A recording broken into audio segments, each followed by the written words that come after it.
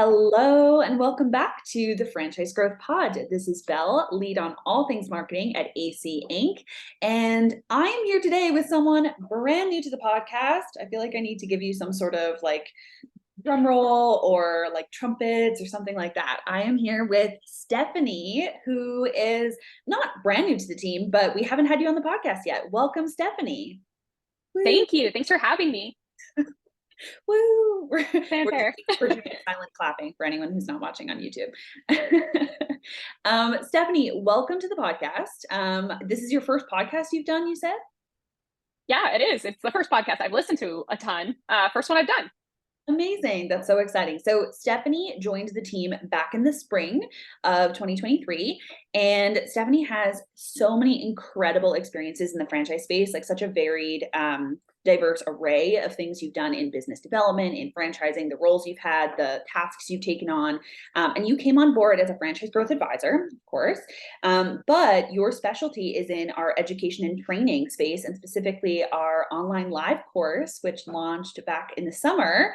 And we're going to be talking about that a lot today. So I'm really excited. Welcome. Me too. Woo. Okay. So Stephanie, this, and just for anyone listening, really the goal of today, we're going to be kind of getting to know Steph a little bit. We did an episode back in the summer, kind of similar with one of our other new team members, Mark. We're growing all over the place, guys. There's a lot going on.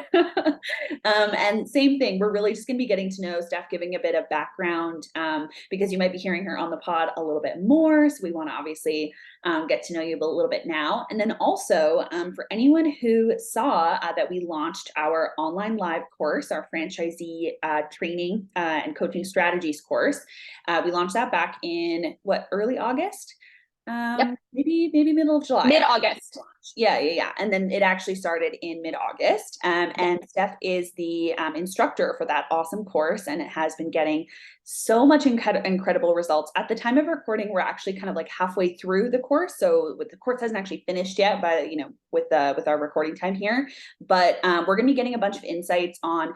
We've had a lot of people reach out saying they wish they had gotten a spot or are wanting to come into the next course that's coming up. And so I want to get some insights from you on just kind of first initial thoughts, how the content's been going, advice for people who are thinking about signing up. So we'll be getting into all of that today, which will be awesome.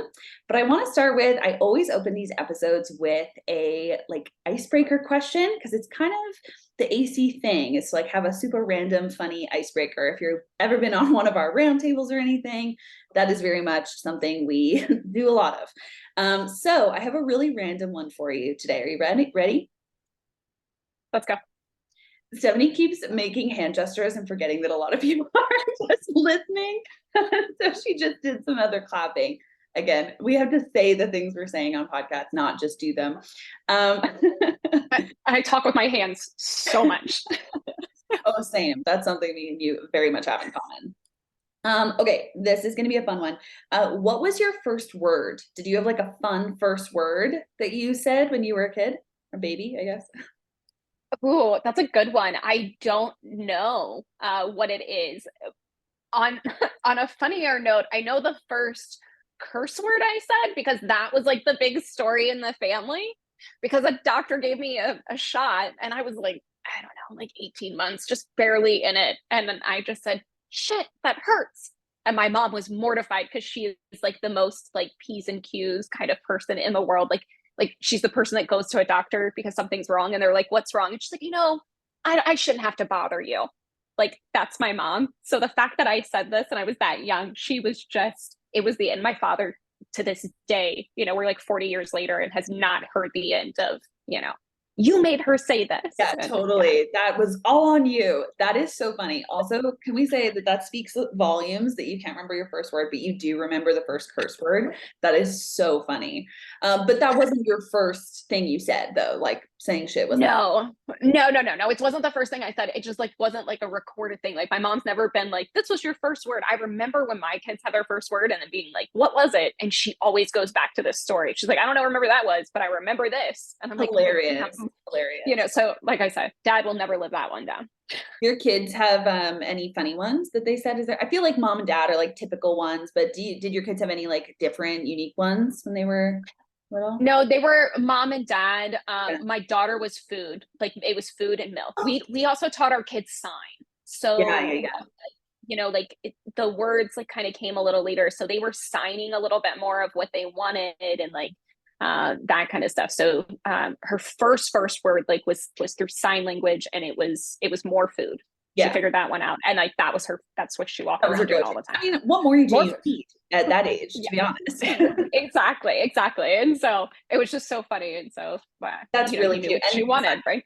sign language for kids is so cool. Like I see so many kids now like know how to do more or food or up or whatever. Like it's really cool. I think it's so neat. Yeah. That's, well, that's It's a a good way to communicate. yeah, yeah, I love it. I think it's great. That was a wonderful story to kick us off.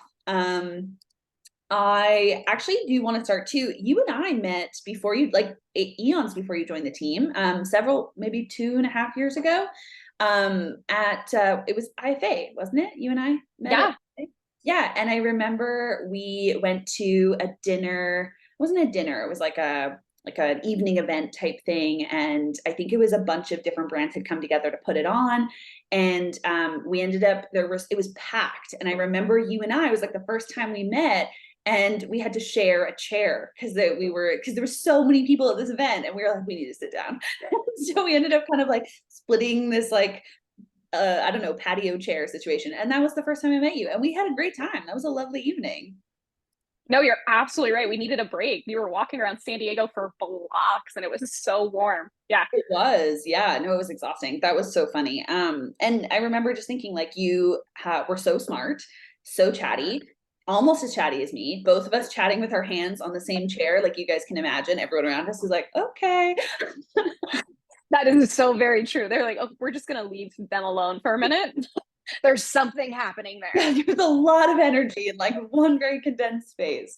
Well, anyways, I just always think that was such a fun way to get to know you. And obviously, you've been a part of the AC community and stuff for a long time as well. But let's get a little bit, and I know it's no one's favorite thing to talk about themselves, but as just a bit of a background, because I know what an incredible fit you were for this role. You're so incredible at the education, training, facilitation space. I love listening to you talk, to be honest. When you're going, and it is so good to listen to. But for all of our listeners, just as some context as to some of your background in franchising, like, and even just business development. I know you've done a lot of even like retail scaling and all that kind of thing, but maybe just a little bit of a mini resume background on what's gotten you to this point. Yeah. So just as a person, I'm somebody who always figures out a problem or a situation. I can't, even since I was a kid, I can't go into something and see that it could be better or it's causing a problem or there's more efficient, something could be fixed. Right. And like, it was always, I can tinker and fix things. And that's how I am. So I've started my whole life in that. And that's where my business, passion came from, right? Is in that operations world. And that's where so much of my experience came from. I worked for a local licensee group for a retailer for, I guess, like 12 years and just kind of worked up from being in the very beginning of that office all the way through to operations and taking over as the operations director and expanding from when we had 2 locations and a tiny little warehouse to 15 locations and, a 300 square foot warehouse and a 50-seat call center, and like got to build all of those things. And it was just so exciting to see the growth and the team building and everything. From there, moving into like the franchising world, licensing and franchising is very similar. There's just a couple of fun things that keep those apart.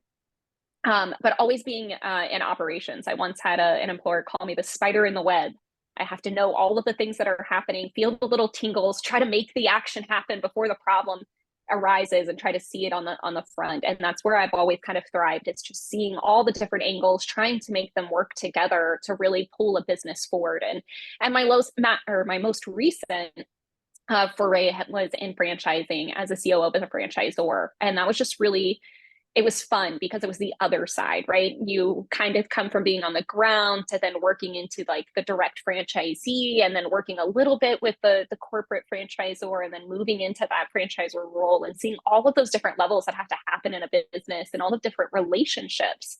And one of the things that really like constantly always came up in all operations was how much training and education meant in a business. And it's just more and more and more as I've like gone through, like that's where my passion goes. Is are we training? Are we educating? Are we giving all of the right information, the right tools in the toolbox? I say it all the freaking time to make sure that people are equipped to do the job. And so that's my background. It's in operations, it's in education and training, it's in making things better and looking for improvement and digging deeper to fix the root of something and not just the surface value. I really ask why probably too many times in my life, but I think it's a good thing. I think we dig a little deeper and we really do find out what's going on. Oh my gosh, that was first of all, excellent job summarizing because I did up Steph's profile for the website, so I knew a lot of that background, but you did an excellent job. That was so well summarized. Excellent work. Oh, thanks. It's so true, and honestly, anyone who knows you, and I know a lot of people in our community already do know you, but for anyone who meets you and interacts with you and works with you, that is such a key piece of how not only do you bring value, but it's just part of your personality is that like problem solving, really understanding so much. And that I think that's probably where that training and education also comes in is you see the value of having so much information and being able to make the best decisions and improve the most based on having more tools, more resources, more information, and being able to sort through kind of what is necessary in those moments. And that's, yeah, so foundational to who you are. And it's why, you know, you're such an amazing fit for this position and to be delivering these courses. And I know, yeah, it's, I just want to really emphasize like that is, it's such a big part of who you are. And it has helped us so much and so many other businesses as well. I know. That was awesome. So let's actually shift into talking about the courses a little bit because you mentioned about the love of education and training and about kind of working with franchisees, working with the franchisor, understanding the relationships, understanding the operation side, which is where a lot of the franchisee support field coaching all falls under. So when you joined the team back in the spring, just as a quick background again for anyone listening who isn't aware, but we do field coaching, of course, for franchise brands across the world. We do fractional services, so coming in and doing it for you. But we also a big chunk of what we do is that education and training piece, and we actually have a playbook, so a full method for how to do that, covering all pieces of the puzzle. And we have been conducting courses and workshops and all of that for years with this method, with this playbook, this AC Field Coach playbook as our kind of source of all that information. But this summer, as Steph is delivering our first like public online live course using this material we've been using with clients for years. So it's very exciting. There are more courses coming, lots of really exciting developments happening with that right now.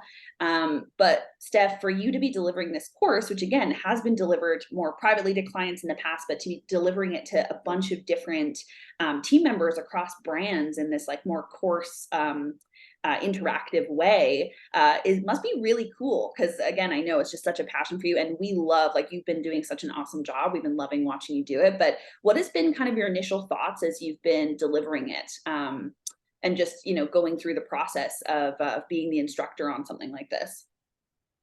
Well, so the first thing that smacked me in the face was like we had all of these conversations and I was so like geeked up and excited about this whole thing. I mean, like you guys know I could stand on a soapbox forever, not just because I'm 4'9", but because I've got a ton of opinions, right?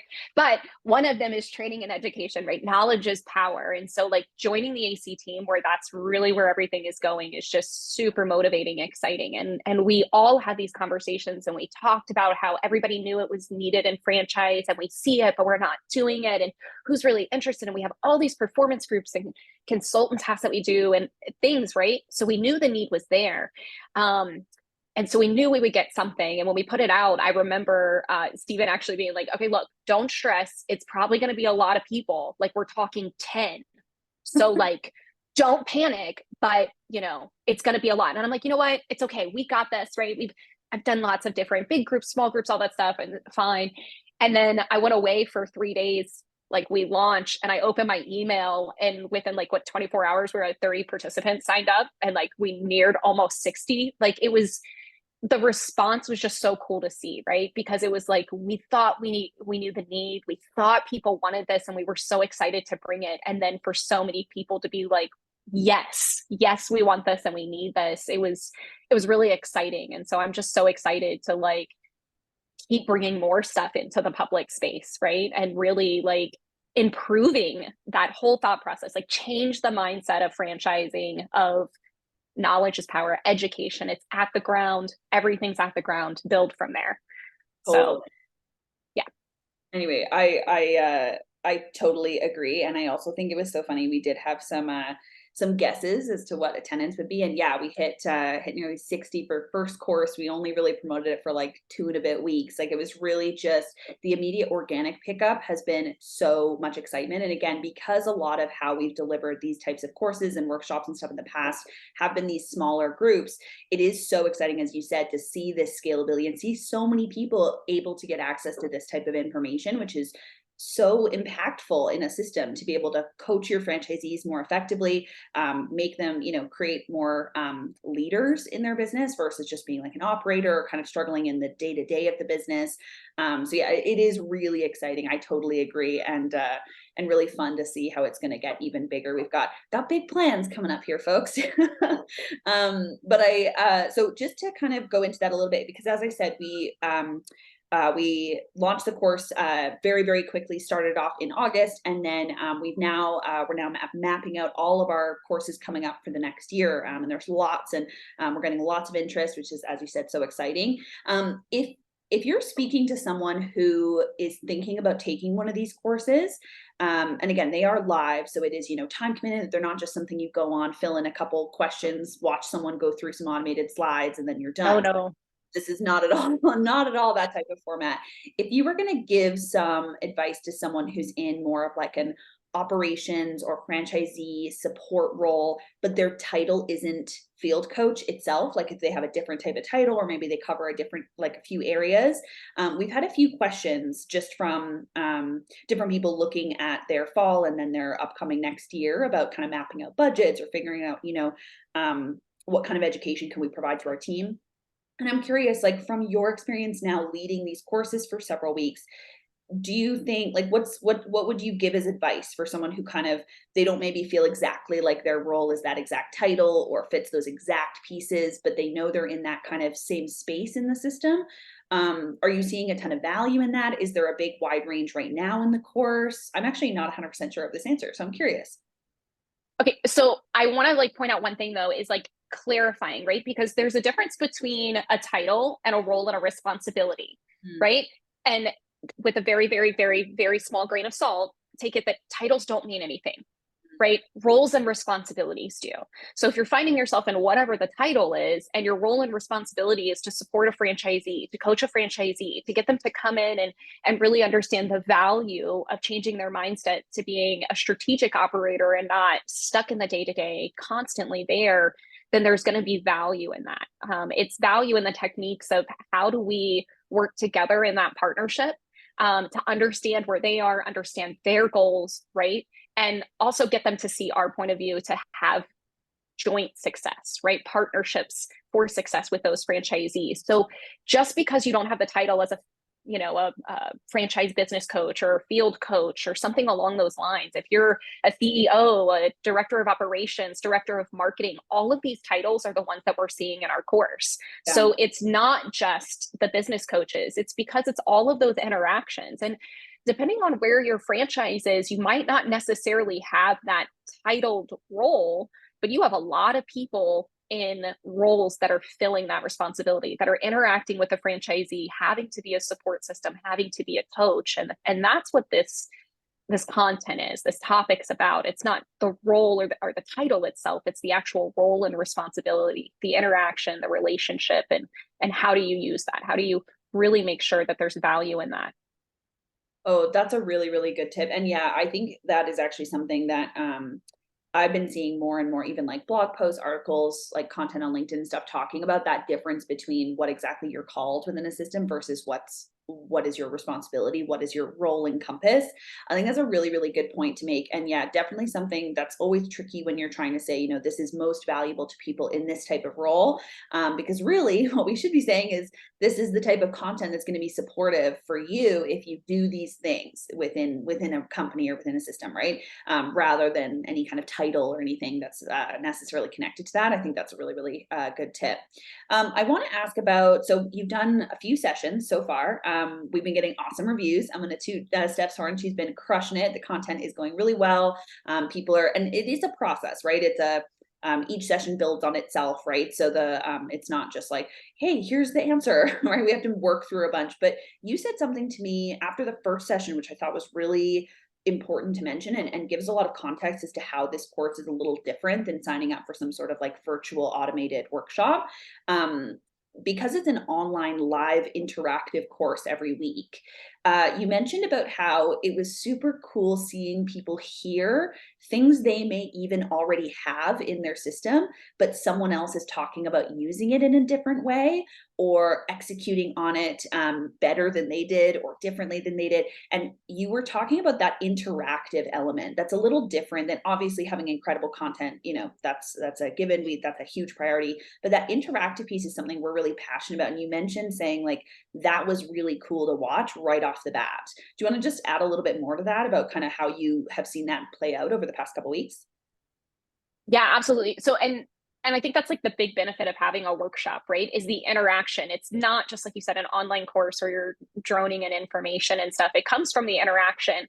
You know, it's not a secret, guys. What we're giving and saying and talking about aren't necessarily like these tools and techniques that nobody's ever seen, right? It's ones that have been around forever that we all know. We just don't utilize them. We're not communicating and educating each other. We're not sharing our knowledge and experience with each other and saying, hey, I use that tool too, and I know about it, but I didn't think about using it that often, or I didn't think about it in that perspective. And so, you know, we're all about constant quality improvement in what we do at AC Inc. and measuring what we do. And so we ask for comments, we ask for feedback, you know, so we know what's going on. And it was really cool to see that that was the comments of people that didn't have the experience and saying it was so cool to be exposed to this, not knowing it, and then hearing all of these perspectives to really be able to put it in place. And then the surprising one was the people that had the 15 years of tenure or the 20 years, they had all this experience and they were saying, you know what, I knew this and I had this and I did this, but it was really cool to have a refresher and then to have somebody else's perspective of how they use it or see it. And that was more eye-opening to me, or more like empowering to think of all of these different things. And that's been a big topic we've talked about, right? The toolbox. To be a really good carpenter, you have to have a big toolbox that has all these tools, and you're not going to use all of them at the same time. You're not going to use them all on the same job. Your job is to figure out which one works in that situation with that franchisee in your own personal abilities as well. And so there's a lot more there. So it's just really cool to see all of that interaction of how they can share experiences and expertise and really just see a community come together. Yeah, I think that's such a good point, and plays into exactly what we were saying about the when people come all together, and again, a whole bunch of people on this in this course specifically too, is it's neat to think that this isn't just valuable if you just started in this role, right? If you just started and you're building out the templates and stuff like that right now, for people who have been in it for a long time but haven't refreshed any of those tools and techniques in a long time, and they're like, oh my gosh, I hadn't thought about this. And then there's people who've been doing it for a really long time, and then again getting that validation on one hand, like, okay, my tools still check out all of the, you know, my processes still work here, but then getting those little insights and perspective shifts from that interactive element is, I think, something we really were passionate about, because we had talked about, you know, obviously we have done these all in live formats before, with clients. Like that's how we had been delivering a lot of these workshops and courses in the past. But to be at a point where we're now presenting it to so many more people, there is always that temptation to pop it all on a deck and kind of deliver just tips and content, which totally has its place. And there are definitely awesome courses that you can do that way. But with this type of role, especially to be able to have that conversation, it just must be such a game changer compared to, yeah, just kind of working through slides point by point, going, here's this, but instead getting to hear how people are using those tools. Oh, I've adjusted it this way, and I actually think this works better. Whatever, like getting to hear those different thoughts is so cool. And that was definitely when you mentioned that after that first one or two sessions, like that really hit me. I was like, oh yeah, that's why this structure is so important. And it's tough to carve out chunks of time in your week, but that type of value is not the same as looking through a slide deck and being like, oh, okay, cool, learning some new things. But that interactive piece and the conversations and stuff is such a huge key part of the learnings. Absolutely. You know, it really kind of reminds me of like the roundtables we do with AC Inc. or even like the roundtables that the IFA conducts, or you have it like the conferences. Like I've heard so many people say that's where they get the value, right? It's now talking to your peers about those practical applications and digging a little deeper and setting that time aside. And actually, that was one of the first things I told everybody in the first session is don't cheat yourself. You Yeah. set this time aside, you set the money aside, you're doing it. So like give it your all and really be here too, because you don't know what you're going to learn or what you're going to impart on somebody else. And it's just been really cool to see so many people take that to heart and really build on that expertise. Oh, I love that line, that don't cheat yourself. Yeah. And I think we can all be guilty of that when we sign up for any kind of educational, professional development thing, is not fully committing. And sometimes weeks are really crazy busy and email inboxes get full, but you're so right. Like you really are almost sabotaging yourself when you're not really committing to that time that you've already carved out. Like you might as well fully be in it. I think is such a good tip for honestly anything, but the education especially. Steph, we are running out of time, but we will definitely have you back on the podcast. It's been so awesome. I'm so excited to introduce you to the podcast community that we've got here, and I think it was really valuable to hear just some insights on the first few weeks of this awesome course. And again, everyone head to angelacote.com, of course, to see more about what's coming next for the courses. We'll be making announcements on LinkedIn and stuff. But yeah, thank you so much, Steph. This was so fun. It was. Thanks so much for having me on. Woo. Okay, everyone, go be awesome.